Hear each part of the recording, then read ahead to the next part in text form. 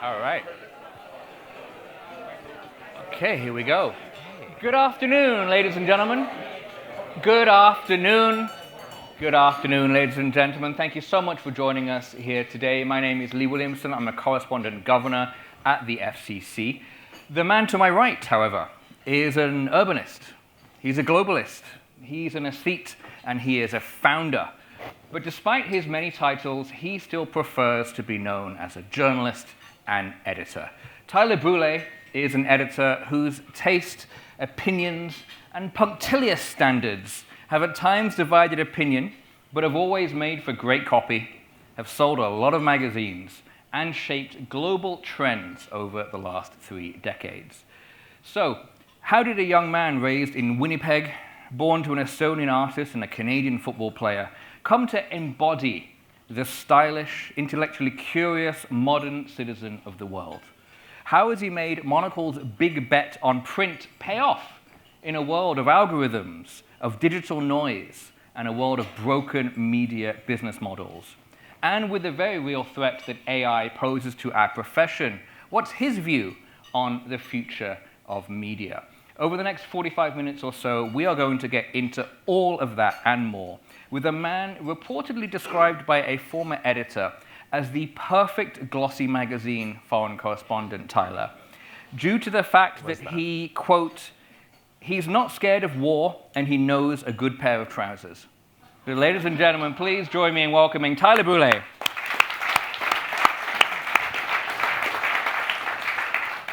Tyler, welcome back to the FCC. We're going to get started and warmed up, and we're going to get to know Tyler a little bit better through a quick-fire round, which Tyler has gamely agreed to participate in.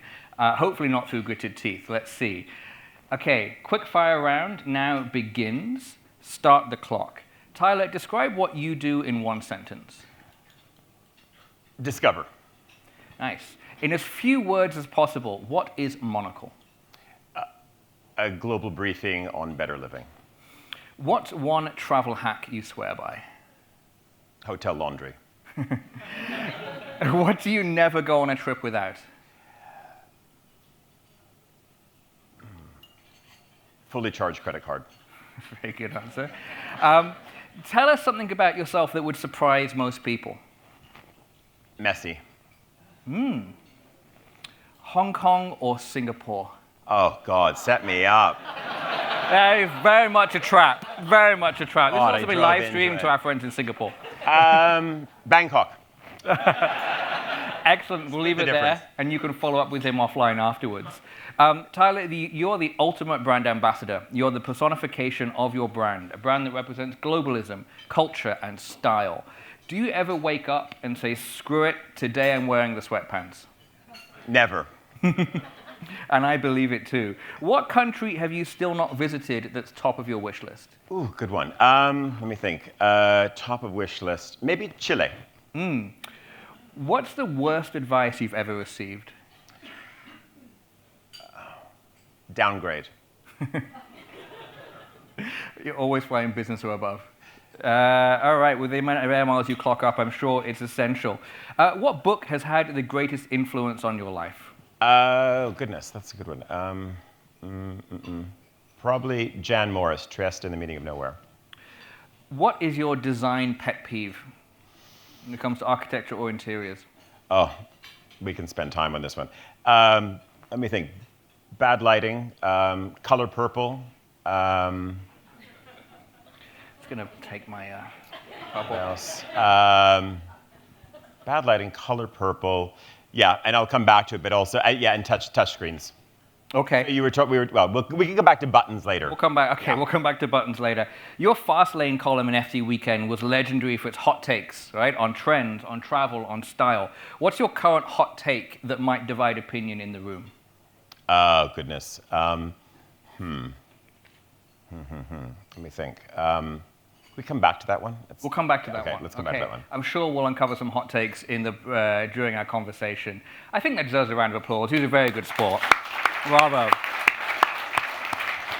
Tyler, I want to start at the beginning of your journey as a journalist. You were engaged in politics and journalism from a very young age. Yep. Your first job was working at a newsagent, W.H. Smith. Yes. Right? Where you were paid in magazines because you were too young to legally draw a salary, which I love.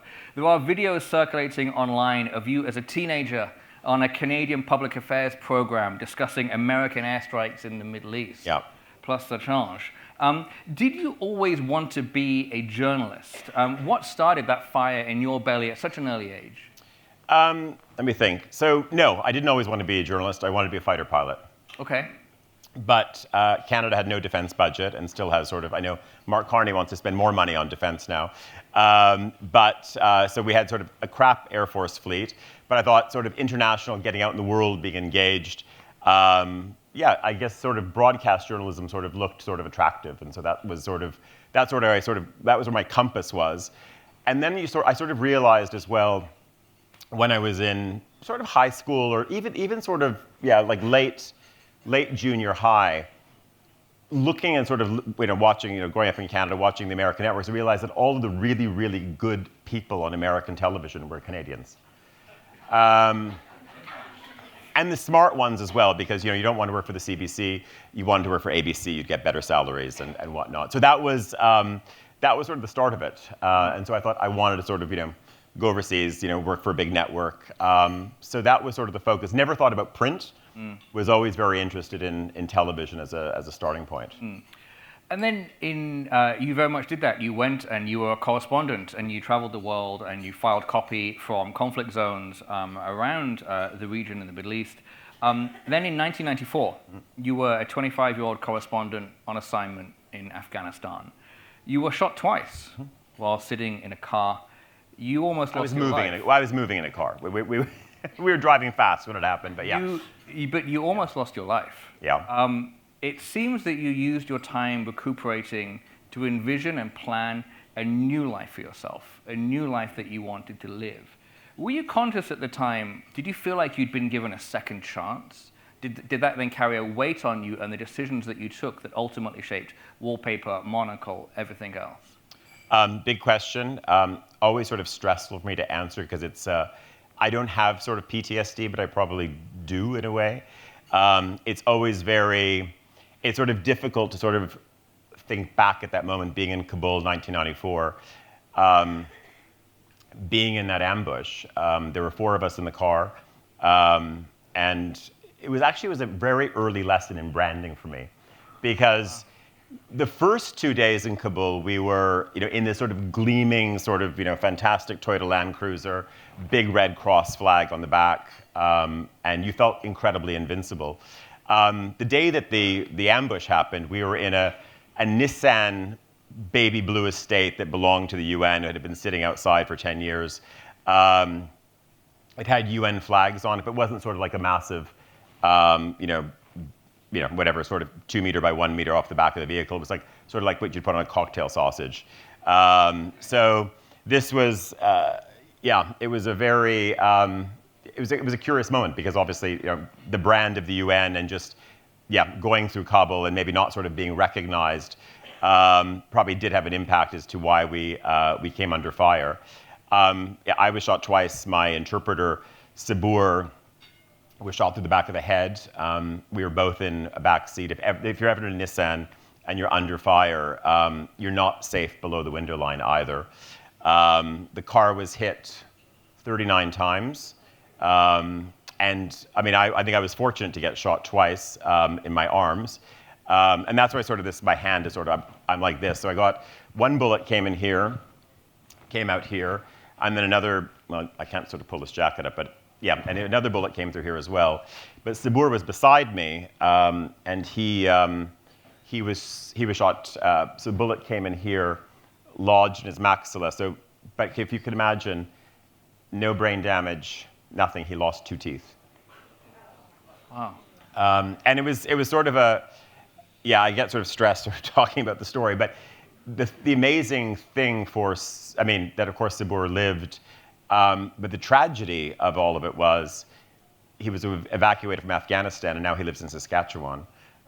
So that was, probably the sad bit for him, that he ended up in the middle of Canada.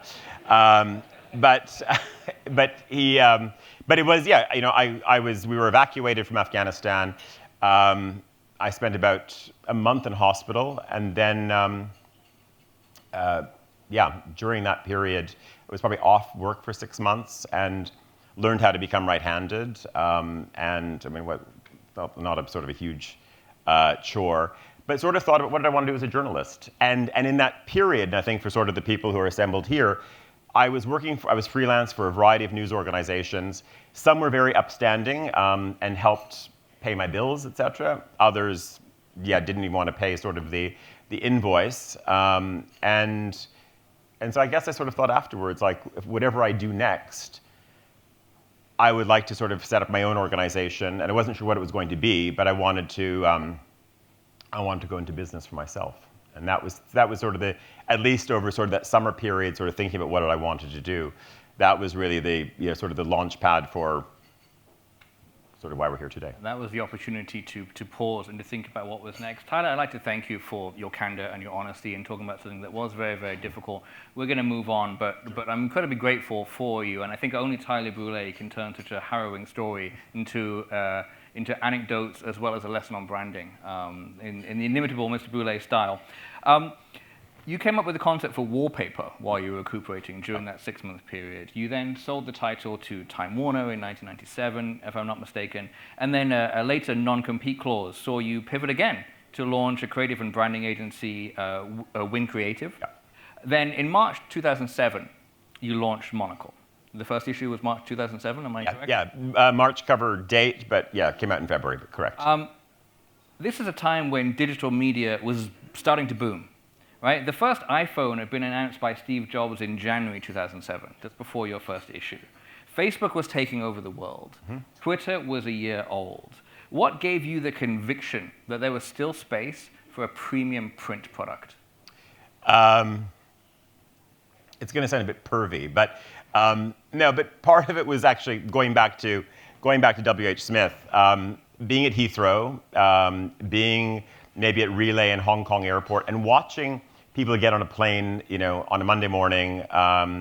Maybe it was sort of Tim's chairman's flight at 11 a.m. And watching how people were consuming mags. And it was sort of fascinating watching sort of the businessman, the businesswoman, the frequent traveler, and they'd take their Economist or their copy of Der Spiegel or whatever it was, and then they would have Harper's Bazaar, or they would have Vogue, or they would have Tatler, whatever it would be. And I thought it was always interesting. I watched this sort of time and again. So somebody that would arm them for business and global affairs, and then they would have their sort of treat to read as well. Mm. And I thought, why don't we just do both? Why don't we just merge that idea and put all of that under one roof?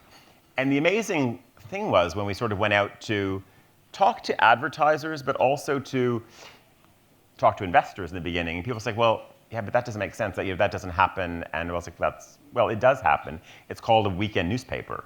Mm. And people are like, oh yeah, I guess you're right. I said, I mean, a newspaper at the weekend, of course, as we all know, I mean, it's going to do the arts and it's going to do fashion, but of course it's going to do global affairs and business as well. And so I think once we sort of explained that to the potential investor base and also to advertisers, people got it. I think to your point about, and this is just that, you know, we're 20 years on, it's amazing even then though, and it's just an interesting question about raising money, you know, what was launching, what was underway. The amount of VCs, people that we spoke to in the very beginning who were just like, you know, listen, we're all going to be living on the moon in a few years, and we're only going to be living off of screens, and why are you doing print, et cetera, et cetera. We even came up against that then, but yeah, sort of doggedly, we found the families to put the money in. Mm. You're coming up against that then, and now, almost 20 years later, people are still erroneously saying that print is dead, 2 decades later. But in the last year, Vice, The Onion, Spin, and many others have revived their print products in different formats. Sometimes they're quarterly, but they're coming back with print. Last month, in fact, ID Magazine launched a print zine in which it commissioned 10 Substack writers. Couldn't get more digital than that. 10 Substack writers to contribute articles to a printed zine. Can we call it a comeback for print? And if so, what do you think is behind this resurgence? So I guess, yeah, there's a sense of permanence. I think there is, there is something that print does. It's a marker in time because, and I've got some cynical views on this as well. Surprise, surprise. But I think that is one of the key things that print does something. If you are writing on your Substack or you're posting about it, fine, you can scroll back, you can go and find it, but it's not really a marker, is it? And I'm not saying that markers necessarily have to be physical, because of course we can watch film reels and those also somehow post a moment in time. But I think that we've been sort of through this sort of digital period for so long now that I think brands, business owners are really hungry for something which they can put on a coffee table, that can go in the archive. I mean, it's interesting, I was talking to one of the banks here this morning about the importance of their archive. And I thought it was fascinating how, and one of their new leaders wanted to go and visit that archive. And of course, you can go watch things on screen, but I think you do want to be able to open and smell. There needs to be there needs to be some tactility to it. So I think that's part of, why we're maybe in this moment now. The other side, though, is like you're mentioning, a variety of, whether it's, Vice, et cetera. These are brands which, of course, want to, they want to engage with the younger audience. They want to attract a crowd.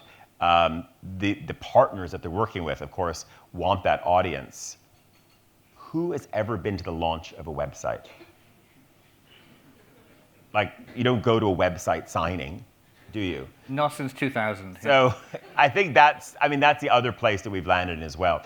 That if you're going to also have this marker where people want, and we're at that point now, I think, the idea of sort of, how many followers do you have, et cetera. We know that's a trading market and you can buy followers, et cetera. It's very different, though, if you need to go and fill, whether it's a ballroom, whether it's a restaurant, whether it's a converted hangar, and you have to bring people in, and your client is there.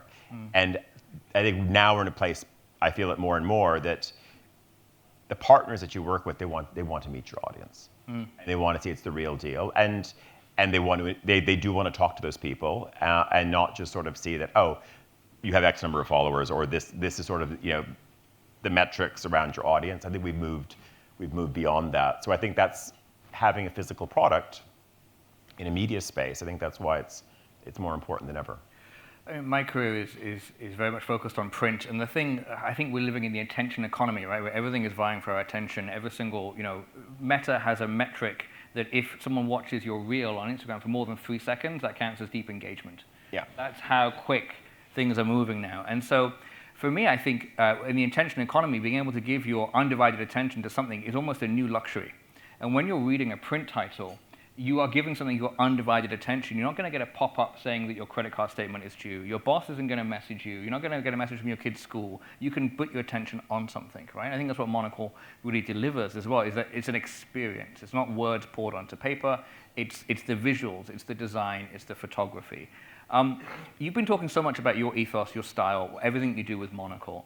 I'm curious to know how much of this is data-driven, how much of this is kind of instinct and your editorial nous built over the years. The biggest media firms have endless focus groups, reader surveys. There's now social media listening tools that can hear what people are saying on Twitter and so on. You've said that in the past that you go largely on gut, on your sense of what people want. Is that true? And what do you think drives the inclination for you to go on gut instincts? I mean, first, it's not just me. I think it is with James, who's one of our editors, formerly here, but now in Bangkok, but here all the time and never in Singapore. So it's not just James, but it's people, of course, who are sitting with us editorially in London. I think that everyone, I don't think no one is being sort of served. We did a random sampling or a deep sampling of this is what our audience wants, looks for. James is at enough events. I'm at enough events. We're all, and it's not just events. I mean, we're also in our cafes. We're at, we're in a setting like this. We're just out meeting people. So I think the first thing is, we do spend a lot being out in the world. We're not unique, of course, as a media brand, but I think given our size, I think we're really, I think we're out in front of our subjects and our peers a lot. So it's just absorbing and listening. Now, is that research? Of course, it is up to a point. But is it classic in the sense of we're commissioning sort of massive surveys, et cetera. We do a readership survey every 5 years, and it's expensive. It sort of reaffirms what we knew, but sometimes, of course, an agency, as you know, they want to say that they want that validation that it didn't just come from the editorial floor. But yeah, I think we're very, Andrew, who's the editor-in-chief, Josh, who's the editor, they're listening, they're reading the room, but it's just driven by just good old classic journalism. It's the world of just digging around for a story. It's, of course, absorbing media from elsewhere, and observing, and of course jumping to potentially where is that story going to go, and on a punt saying, let's commission a piece. If it works out, great. If it doesn't, not fantastic. But to me, that is that drives everything we do, and none of it is based on an algorithm. Of course, we now have a smarter website. James, I think, had one of the top stories recently as well, and that's not why he got to come to Hong Kong today. But so that is interesting.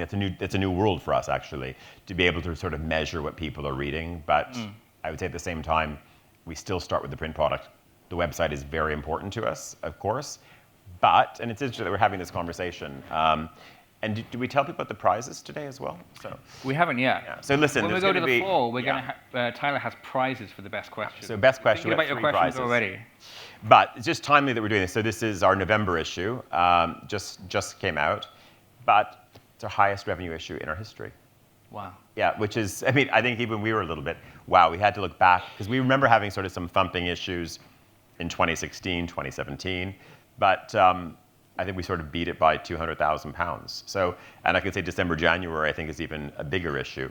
And in November as well, not in September. And that's interesting. That's a whole other story. But I think also what used to be the September issue, I think obviously when of course something like this is relying on a lot of luxury advertising. It used to be September, and then it sort of migrated a little bit to October. But now we see the spend, particularly for, and not just luxury companies, the banks, et cetera, they really pack in from November right into the end of the year.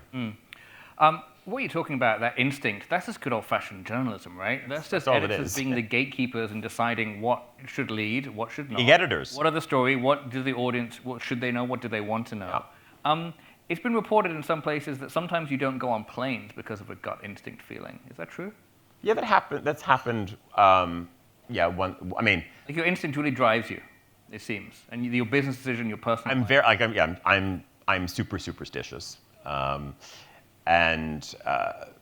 I wouldn't say, I don't think my editorial nose is not driven by superstition. But listen, it goes back to one part of Afghanistan that we left out.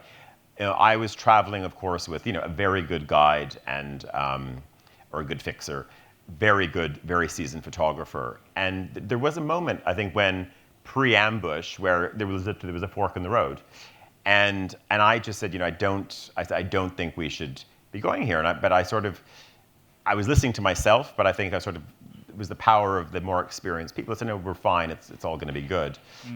But I could sense it wasn't going to go well, and 15, 25 seconds later, we were under fire.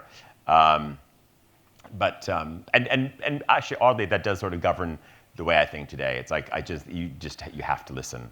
There is an inner voice, and I'm not being sort of spiritual or weird about it, but it's just a gut. And it's the same thing, just having a nose for a story. Why should we pursue this? And I said it may or may not pan out, but we have to do it. Yeah, absolutely. You touched upon it a little bit, but I want to double click on it for a second. Business, global affairs, culture, fashion. Monocle's editorial lens is unique, and it's unmistakably Monocle as well. The May 2025 issue, which I had on my coffee table last night when I was flicking through, includes a piece on European defense procurement. It includes a long feature on fighter jet pilot training school. I guess given what you said that you wanted to be a fighter jet pilot when you were a kid is less of a mystery now. And also a 10-page fashion shoot on summer looks. Talk to us a little bit more about Monocle's distinctive editorial lens and tone as well. How is it formulated, which you've covered a little bit already, but How has it evolved, if it has at all, over the years? Or did you land on the formula and that's been it? So yeah, so first I wouldn't take any credit for being unique, because as I said, I think that is, I think the New York Times in its groove, the WSJ in its groove, Die Zeit newspaper in its moment are doing all of those things. But I think it is the domain largely of newspapers, and it's particularly today it's the domain of weekend papers. So I don't think the formula is unique, but I guess let's say that we are in, we're still at our core as well. We're a 10 times a year magazine. So I think having all of those things packed into something like this, which is, I guess going back to 2 decades ago, I believe then that magazines should be bookish, that they should be objects, and I think that's more true than ever. And it's just my colleague, Martin was just saying a little bit earlier, there's an excitement sort of when you look at it, it's not perfect because there's lots of different paper stocks, there's lots of inserts, essays are sort of cut in. And I think that's, this is where it becomes an object. It needs to be exciting. If it's going to be tactile, then make it tactile. So I think that is something which we've, so to your question about, that's a formula we've had since the very beginning. And I think that we have to, in a way also remind ourselves sometimes, because of course we can have the creep of a COO and a CFO who, want to look at efficiencies of getting copies to Australia, et cetera. Is there a way to make it lighter? Can we look at printing elsewhere in the world? All of these types of things. Happy to print elsewhere in the world, but I don't want to have a thinner magazine. The creep of the consultants. Yeah, sometimes they're even on the payroll. The 2025 edition of Monocle's annual Quality of Life survey crowns Paris as the world's most livable city. Hong Kong sadly doesn't make the top 10 list. So first off, what makes a great city? And when your judges, your editors are scoring this, where does Hong Kong score highly on your criteria, and where is there room for improvement? Oh my. So set up some more traps for you, Tyler. Yeah, no. So I would say first and foremost, I think when we think about a city, it is there has to be minimum friction on every level. Yeah. So that is minimal bureaucratic friction. That is friction from a security perspective. But I think mostly in terms of and I hate to sort of talk about experiences, but does a city allow you to have the maximum number of experiences a day? Meaning, that you are able to go and have a good coffee, take your kids to school, crisscross town, go for a swim, but that means that the infrastructure works. There are very few hurdles. So I think that is, those are some of the key elements that we put into the mix. But we've been doing this, again for almost 2 decades, and we've definitely sort of moved things around in terms of how we measure it. I think the idea of minimum friction is important, but we've also we also want to look at things which are, because I guess we got to a point where it was the same cities winning again and again, right? It was always Copenhagen, it was always Zurich, it was always a Stockholm, et cetera. And we wanted to sort of play with the mix a little bit. And oddly, on the Hong Kong point as well, there's been years, of course, that Hong Kong has made the ranking. There's years that it has not made the ranking. And so if I think about, what does this place do well? And I have to say just, this is nothing against, or not to make anyone feel better and to make Singapore feel miserable about itself. Here we go.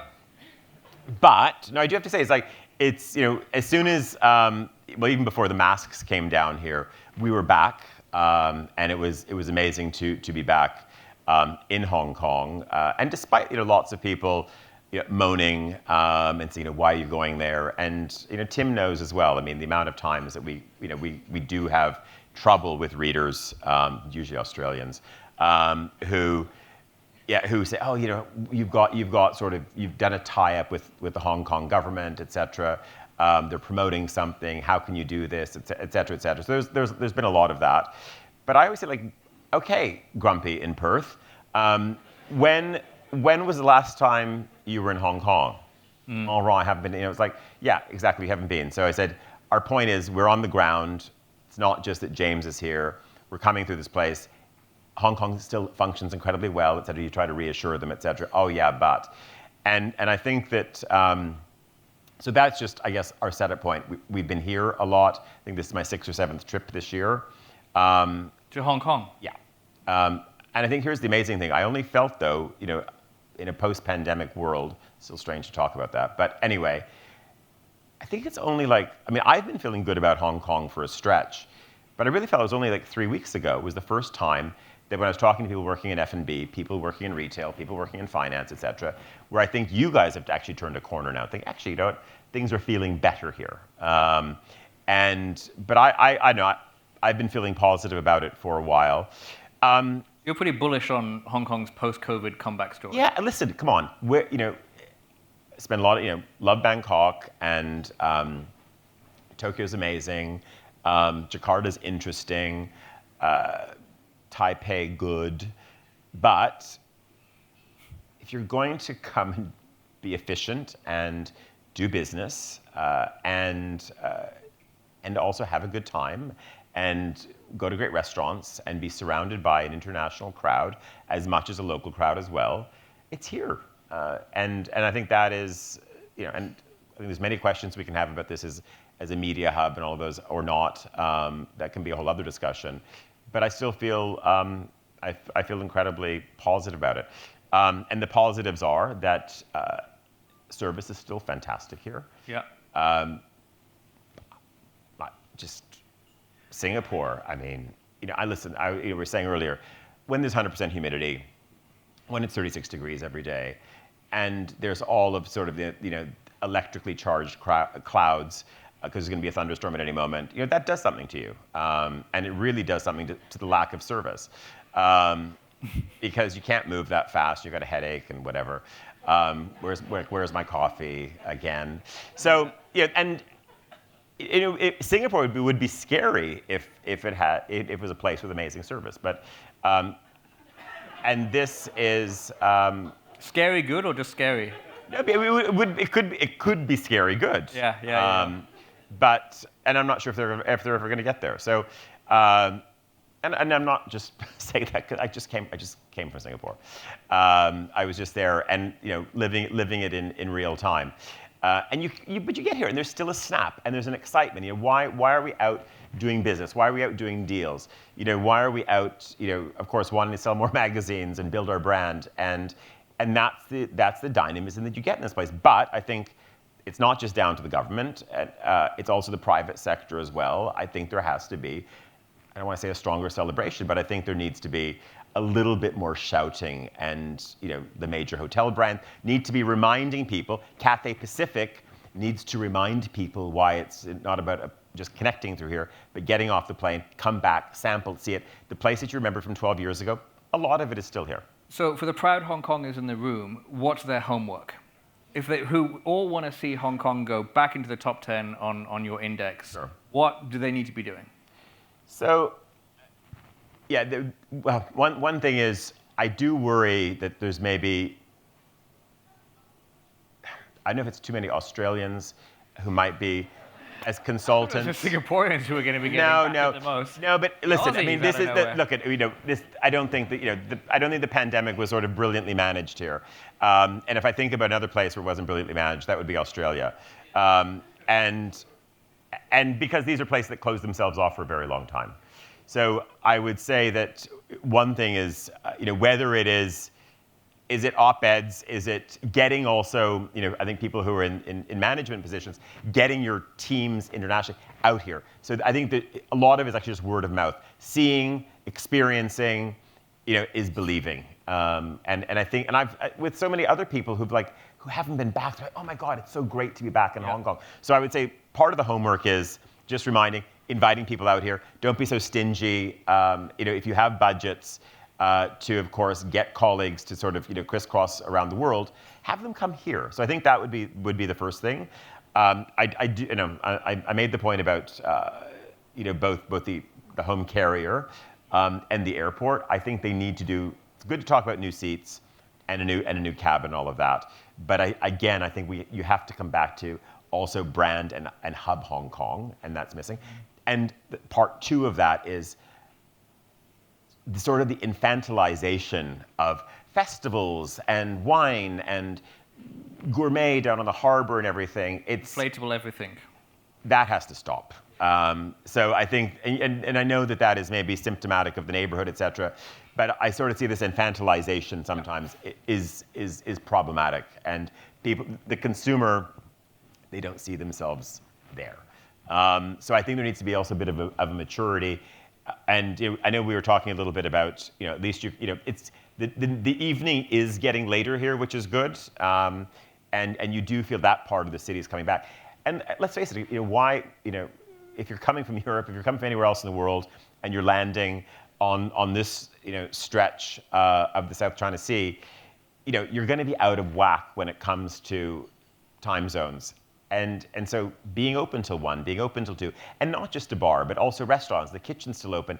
Bring back that Hong Kong dynamism as well. Yep. It's superior to that other place down the street, not Bangkok, but the other place we're talking about. Cool. But I think that there needs to be a restoration of, I think, that metabolism, which is not fully restored here yet. That's the homework. I did a quick scan because a number of diplomats from the Australian consulate are members of the FCC. None of them are here, as far as I can see, at lunch, so we are safe. I want to ask a couple of quick questions about the product and the editorial decisions that also make Monocle stand out. Firstly, Monocle isn't really on social media. Why? Because I see social media, I see Meta and its peers as they're media companies. They compete with us. They are part of the problem for not just independent journalism, but I think for a lot of journalism in general. I think we sort of, I say we the media, I think ventured in very early on. Oh, it's a great way to build audience. It's a great way to build engagement. It's a great, we can do all of these things. But I believe if you're, let's pick a brand. Let's use Tatler, for example. If you sort of live and sort of breathe Tatler and Instagram,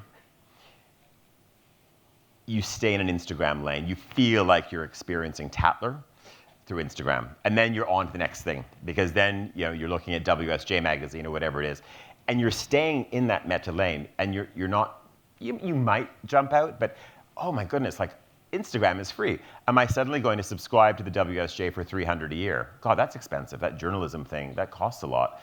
And so we have done a small experiment with Confect, and Confect, which is our quarterly women's title, coming on for 5 years now.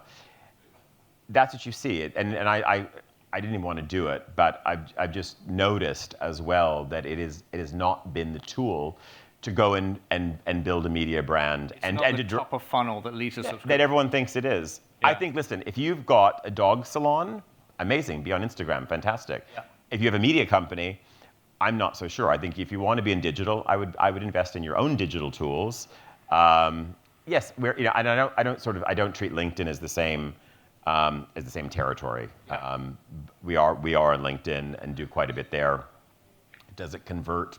I don't know. I guess I come back to just focusing, I think, putting investment in your own brand, and I think rather than sort of, lining the cage for somebody else.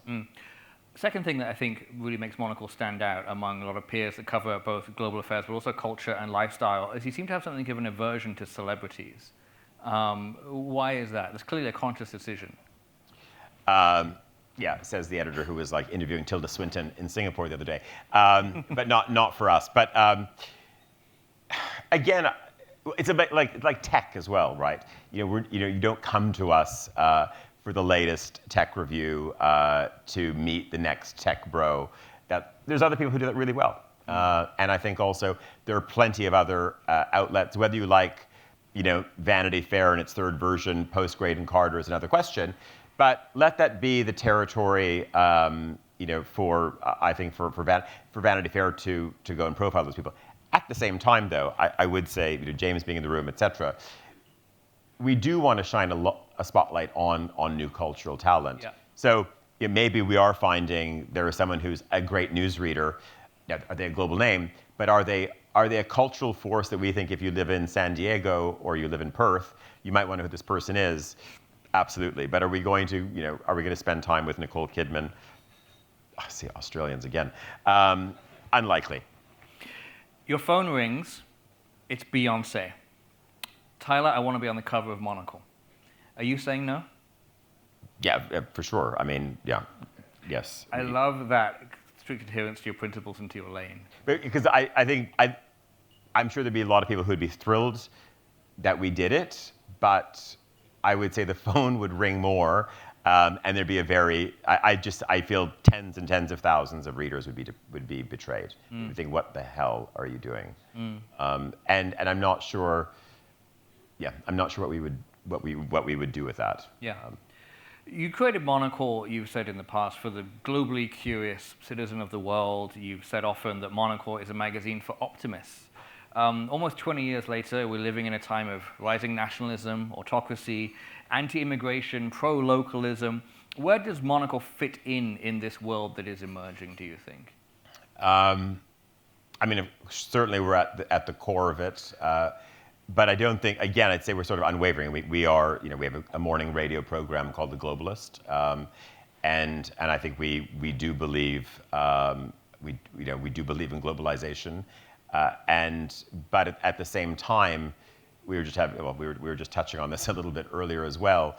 I think we're also of the view that just because lots of tourists go to Japan, I don't think that Japan needs to roll over to appeal to the globalists either. I think in this conversation about migration,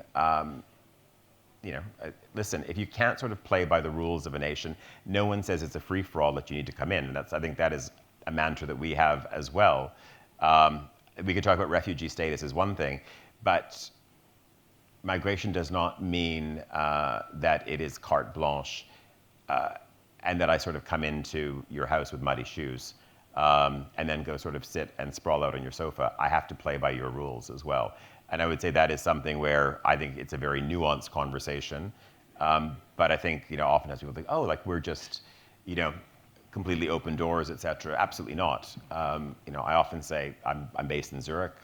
The Swiss in a European context have many things right. I mean, it's largely their way or the highway. Now, people see that it might be quite tough. But there's a reason why also Switzerland is working quite well in the grand scheme of the European project right now. So, Monocle's never been about open borders, one global culture. It's been about being curious and understanding of different cultures and opening your mind to traveling and to experience that. Right? And exactly. And I think to not take all of your quirks and tics and demands with you, but to actually, I choose to go to a country to experience and not have sort of a bag full of values with me that I want to impose on other people. Australianness, Britishness, all these different things that we carry with us, right? And to be curious about where we're going. Final couple of quick questions from me about the past and the future before we open it up to the floor. So do think about the questions you want to ask Tyler, as he's very kindly brought prizes along. So Monocle was founded now almost 20 years ago. In 15 months, it will be your 15 months will be your 20th anniversary. It was founded as a new media upstart, right, challenging the legacy players at the time. Now, in those 20 years, so many legacy media companies have either evolved or died in that time. So do you see Monocle's positioning compared with your competition any differently today than you did 20 years ago? Or is it still fundamentally the same product you're delivering in the same position? I think editorially at its core, it's the same product, and print is still the cash cow. It's great having a daily newsletter, and it's great having radio, et cetera. So I think all of the editorial trappings, even though we've extended, I think they're still important. They're still the core. What has changed is the importance of things like this, events, but even more so, how we're becoming a hospitality and retail business. Right. I think by the time we get to the end of the year, if we have a good Christmas this year, 25% of our turnover will be shops and cafes, which is, I mean, it's really, I always said it used to be the joke part of our board meetings, and we're still a family company, so our investor base, we hold the majority of it, but we principally have three families, French, American, and Swiss. The Nikkei also has a small stake as well, but it's principally three families who hold about 45% of the business. I think with all of them, it was a case that they'd be sort of heading to the door 4 years ago. We go, oh, it's the retail part of the board meeting. and everybody had to sort of go to the airport. Now they're very interested because it's it's gone from being 8% to, as I said, a quarter of what we do. So that informs so many things now in terms of of how we look at where everything is going, and I guess the why to that is Singapore airport yesterday. On the way here, I went through it's funny, like talk about coming full circle. I go by the W.H. Smith, and there used to be a great at any airport newsstand, there would be a great display of magazines and from all over the world, etc. And it's sad right now, and it's very, very difficult. And this is why at Gate 62 here in Hong Kong, why we have that space, and hopefully many more to come.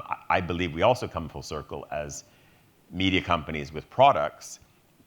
It's like being a British newspaper 140 years ago, that you're vertically integrated. You had your own newspaper boys, right? You were controlling the whole distribution chain. I don't think we can rely on other retailers anymore. When it comes to, if you still want to go and buy a magazine, and I believe it's important because, are you, if you've heard of us, etc., are you really going to go through the faff of going online to spend $25 to get a sample copy of the magazine? Unlikely. So now, if you pick us up in the Lufthansa lounge or something, maybe you choose. But I do believe there has to be that point where people can still find the magazine, and then we hopefully convert you to subscribe. That said, I'm not really a big subscriber. Of course, there's many digital things I subscribe to. I love going to a good bookshop or newsstand and filling up a bag of there's just that point of discovery, and I worry that we're losing that very quickly now. So over the next 10 years, how will Monocle evolve? Will it be more vertical integration? You go to your Monocle coffee shop, you get your Monocle coffee, you get your copy of Monocle magazine, you go to the shop, you buy some clothes from the Monocle shop, you go to the Monocle suite in the upper house, you stay overnight in Monocle. Is it more things like that, vertical integration? Yeah, I think we're testing a few things right now, but I do believe one that we have to be controlling, or at least a big part of it, is getting, and that's not going away. I mean, it's amazing that as I said, we're having this conversation.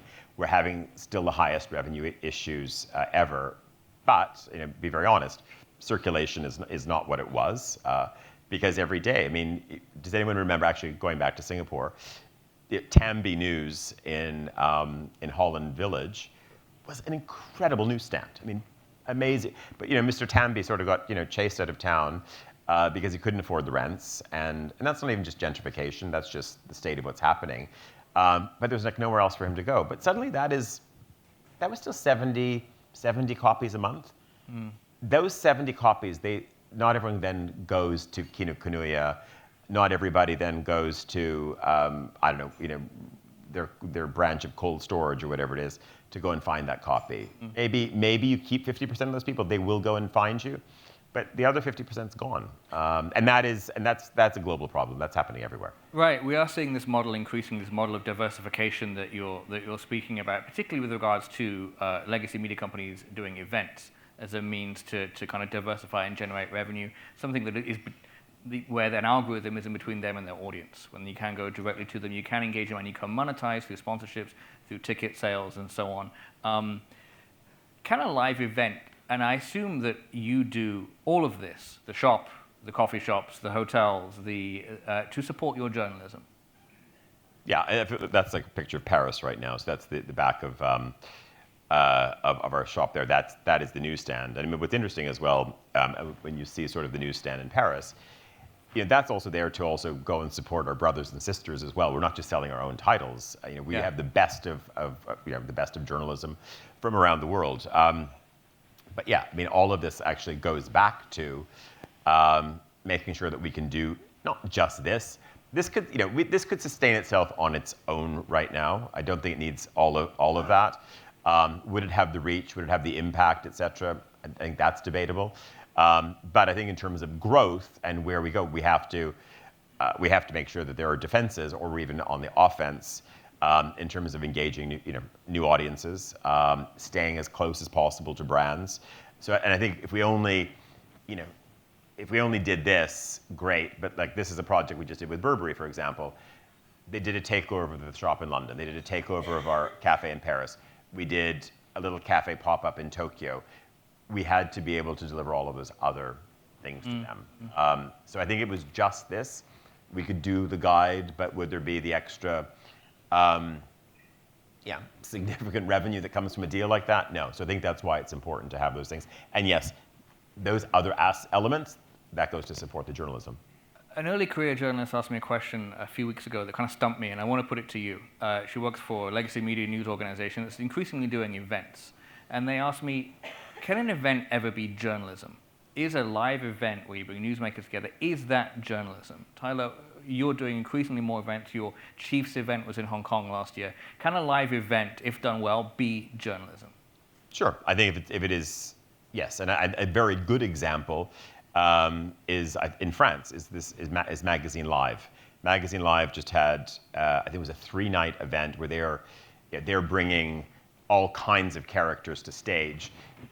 It's a one-on-one conversation with someone who'd been in Mali. Then you're being introduced to it's a Q&A with an interesting new musician, etc. And it is like this, but it is with readings and all kinds of things. But they had 5,500 people across 3 nights. So amazing from a revenue perspective. But it is performance on one side. Yeah, right. But it is tough questions. It is doing, I think what we were saying at the start of this, it is about a sense of discovery. And what does journalism do at its best? It's about a level of access. You had to be there in that moment. And I think that is, so I do believe in events. Hard to monetize them though. It is, let's be honest, it is complicated to do them at scale unless you have a big partner, and then sometimes, of course, we have a big partner. It can become clunky and cumbersome because they want to put somebody on stage, etc. And we then have to figure out how do you do that it's a commercial break, that we're not confusing this as being journalism. Right. Final question for me before I go to the floor. I think when readers buy Monocle, read Monocle, they're buying into a vision, and that vision is yours. As we've heard from this talk, Tyler, you're clearly a man at the peak of his powers, ideas, energy, new things you're growing. Do you ever give any thought, given how much of the vision of Monocle is your vision, do you ever think now about how Monocle can outlive Tyler Brûlé? It's a topic of this time. It is a conversation I've been having with our senior editors right now. I think we have a very good front bench. But I think we really have to look at second and third bench and making sure that we have, because I think about the people who are top bench, and maybe this is it generational? I don't know, but I think of some of the top people in the magazine. Some of them started on a reception. That there were people who came into the business, stardom young, and they really have graduated through the ranks over 16 years. That's not across the board with everybody. But I think that there is a certain power in bringing people in fresh, that they understand the culture, etc. And then I do think things have changed, and I think there's also sometimes I think we're too timid. You can't ask people to do that anymore. So why can't you ask them to do that anymore? Do you either want to be part of this organization or not? Because yes, you might have to go get a coffee, but actually you might get a chance to go to Beirut tomorrow as well, because no one else can go, and we're going to give you that opportunity as a young journalist. And I think that is, I don't know, and we don't want to be sort of tripped down memory lane, but I think back to actually working for Channel 9 Australia, one of my early jobs. But it was the same thing. Someone went on summer relief. I came in as a freelancer, and they said, here's my laptop, here's the printer, read the papers every day, get on the conference call with Sydney. You can have a nice summer in the sunshine in London. It's not going to be that exciting. Second day on the job, I was in Abidjan, and was basically setting up stories to cover the conflict in Sierra Leone. That's what happens, and I think somehow we're the modern workplace. I think sometimes we're a little bit too shy to ask of people today. And that's your advice for those who want to get on the second bench, the third bench, is to say yes, is to take on the work, take on the the responsibilities. Like that's anywhere. How you become the next Tyler Brûlé. Potentially, or that you can be the next James Chambers, or the next Josh Fennert, or the next Sophie Grove, and because probably those people might graduate into this position. But yeah, and I think right now it is sometimes a little bit too much health and safety. I mean, we had an incident, but recently where someone said, well, I think we need to do like risk assessments to send people like to the furniture fair in Milan. I'm like, are you kidding me? And this person in the UK? Well, does this person still have a job? But all right, look, let's go to the floor. Tyler, do you want to share the prizes you so generously bought? Yeah, the prizes are here, but they're little treats in these bags. So yeah, let's hopefully have more than 3 questions because we have to make it a bit competitive. So. Okay, let's try and make it relatively quick fire and fast over there. Try and keep the questions short. We'll go there, there, and there. Back behind you, Michael. Hi, I'm To Han Chi, a Singaporean freelance journalist. You've already touched on this, but could you explain more in detail how you could successfully combine your different modes like the shops and cafes and the website and the print magazine? Thank you. Let's do just call it how we could do more of it. So I didn't get the. How do you combine the different formats to one successful unified business? Conferences, shops, cafes, restaurant, print magazine, website. Let's do 3 questions at once that you can answer together, and then for the sake of time, the second question over here. Okay. Hi. Thanks very much. So as you're talking, behind you are flipping all these pictures of immaculate people and beautiful pristine rooms and gorgeous buildings, and then you describe yourself as being very messy. So 2 questions. How do you think that being messy is a kind of rebellion against all these pristine and immaculate concepts and things that you're dealing with? And secondly, how do you get your mind? Because obviously if you're messy, that might be part of your creativity and everything. Then how do you then get it to be very sharp and businesslike? Okay. All right, and then there's one more over here. 3 questions. Yeah. Okay.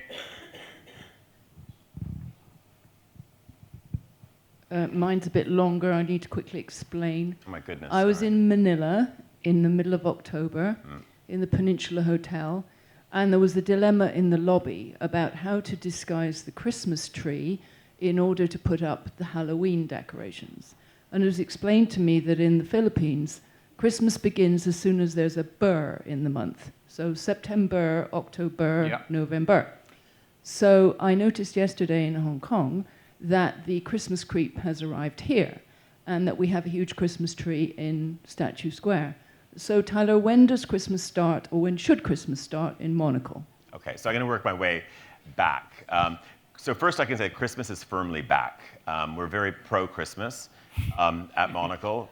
No, because, listen, I cannot hear the word festive. I mean, for goodness sake, if I hear the word festive one more time, and there's certain things I'm trying to ban, because, we're having this season. Yes, there are other adjacent holidays with other faiths as well, but it's Christmas. And no happy holiday in the Monocle office. No, that Christmas card, no, it's a Christmas card.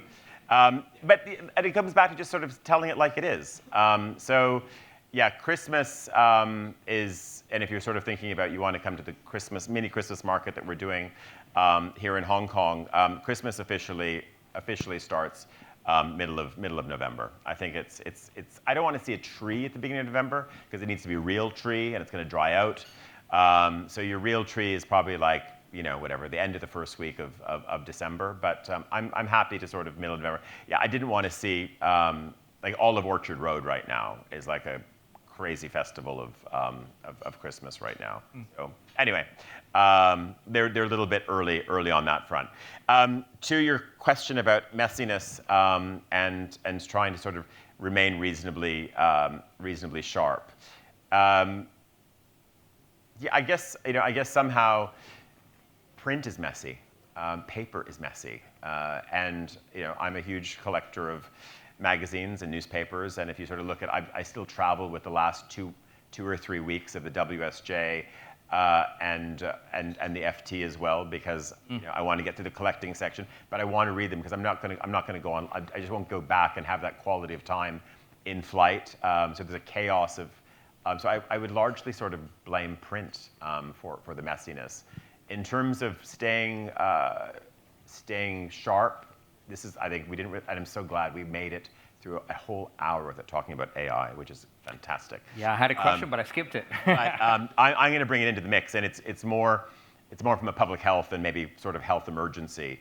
And I think many people know this already. It's a good little trick, though, for staying sharp, which is don't look it up. Yeah. So, what was her name? I met her. I can't think of her name. What was the name of that song? And this is what a leading doctor in the neurology department in Bern in Switzerland told me. He said, especially now more than ever, he said, do not look it up. He said, it'll settle. He said, because your brain is a garden. And he said, he said, you just have to keep walking down the garden path.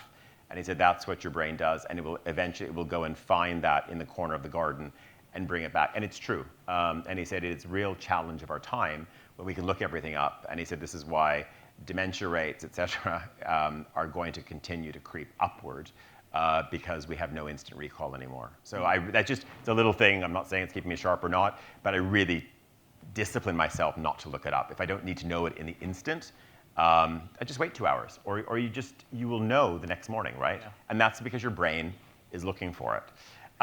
To your point about to the Singapore question, or the question from Singapore, I guess having it under one roof, I think, is very important. So I think these things come together in a very interesting way. So I would say Zurich and now Paris became a new model for us. So even though London is the hub and London is where the team sits and it's where we have most of our staff, Zurich is HQ, and we did a little experiment there. We said, what if we actually put cafe, kiosk, all of the retail, and we also put radio out in the open, and we had a bit of a small, I wouldn't call it event space, but a small lounge area, and we had our offices above. And so I guess to do all those things, because they are quite disparate, right? I mean, retail is very far away from journalism sometimes.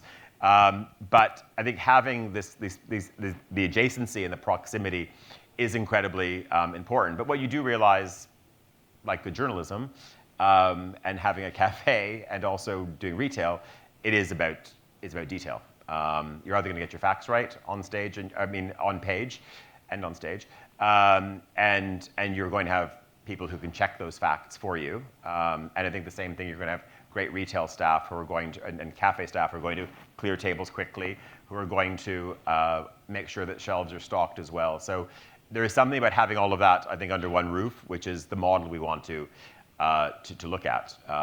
And maybe we might even do something here. Let's see. Very exciting. Let's do two more super quick questions. And we'll wrap up in 5 minutes. One over there, because I know it's from Australia. There's one in the corner there. One from Australia over there, which we definitely can do. Then we'll do a second one over there. Right. Tyler, thank you. You mentioned the homework needs to be done by the people in Hong Kong about the brand and the rankings. What can Hong Kong luxury hotel brands do more abroad to speak about our city? Yeah, no, I think that, I think they can, this is not being self-serving, but I would like to see, we've just done a big project with Rosewood at the moment, but I think the Hong Kong, well, there should be an awareness, and this is the amazing thing. So, where I'm sometimes defending Hong Kong to all of the grumps who are saying, oh, it's like finished, it's not the same, whatever. It's like, guys, okay, whether we like this top 50 hotel ranking or not, 3 of the world's most important hotel brands in a luxury space, you say 3 of the world's most important luxury brands are from here. But if I am a consumer in Portland, Oregon, or if I am even a consumer sitting in Athens, do I know that? So I think there needs to be, great, big global brands, be proud of your provenance, because I come back to what I was saying earlier. There is something that happens in the city, the metabolism, the snap, all of these things you want from a great hotel lobby, all things you want because you do want your cappuccino in the morning, and you don't want to order it off a tablet. Actually, just want to have someone pick up the phone in one ring. Those things happen here, and that's what makes a great luxury brand. So I think what has to happen is there needs to be a bit of point of pride. I mean, maybe it is founded in Hong Kong in 1928, right? So I think that is something which we should see more. And I think probably a little bit more just general awareness. Those think those brands need to get front and center at WSJ Magazine, How to Spend It, Economist, ourselves, whatever, to be in that front bank, to be alongside the Hermeses, the Chanels, the Range Rovers, whoever it is, and maybe sort of not too far down page. Final question over here, sir. Hi, Tyler. Thank you for visiting us here in Hong Kong. Maybe two parts to my question. So as somebody that's passionate and, dare I say, an authority on lifestyle and travel, maybe specifically aviation, I'd even go so far to say you're a bit of an av geek. I share in that. Do you think it's possible to actually blend the two? Do you think it makes sense? And I say that because...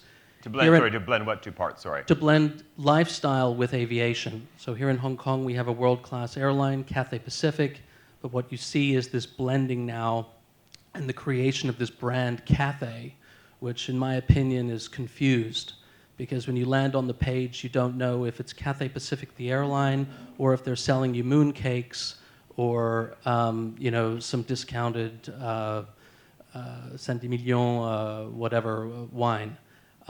So I understand you may be conflicted because you mentioned you're working with one of the hotel brands, but just would appreciate your thoughts on that. And then the second part to my question is, do you think Cathay Pacific should bring back the lettuce sandwich livery?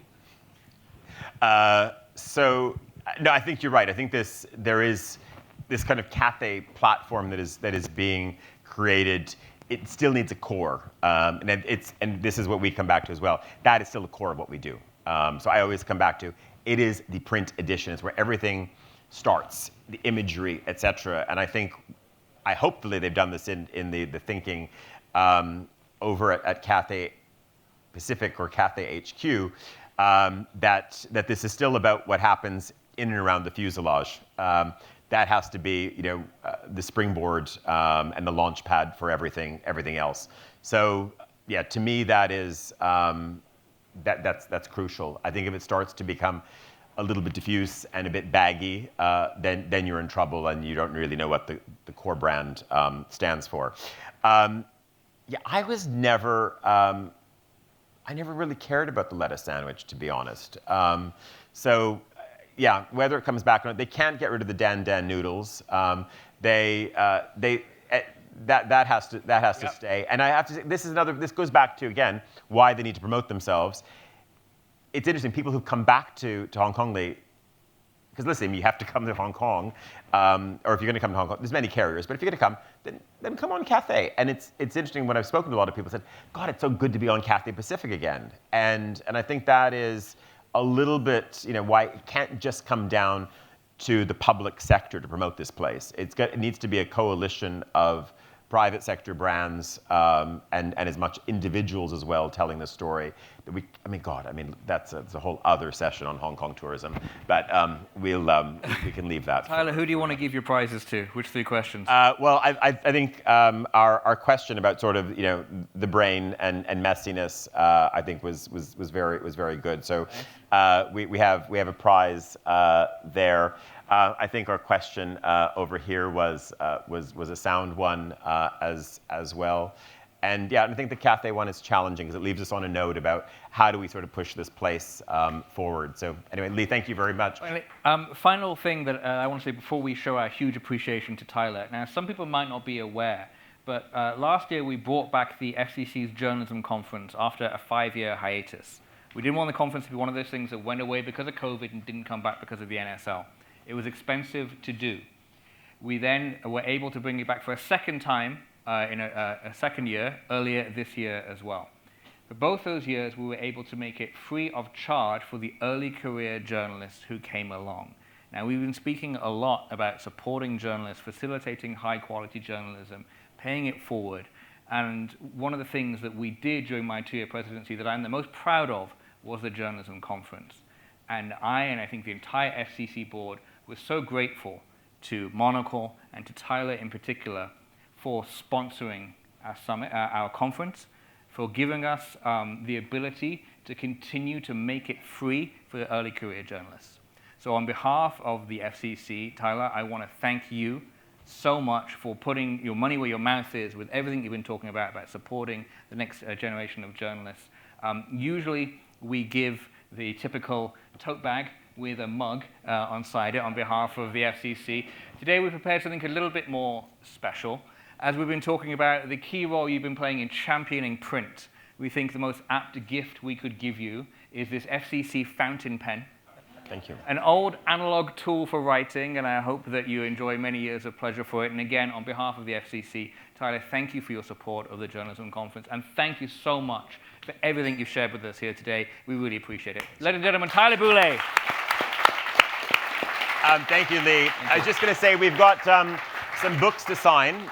We're doing a little book signing this evening as well over in Wan Chai if we run out of copies here. And yeah, I just want to thank everyone for their support as well. And if you're not a subscriber yet, and also everyone says, where's your column? When are you going back to the FT? Hey, it's in my own channel now. So just subscribe as well to our newsletter as well. But Lee, and also Tim, thanks for making this happen. It's always great to be here. So huge thanks. One final time for Tyler. Thank you. Thank you very much. Thank you. It was great. Thank you. Appreciate it.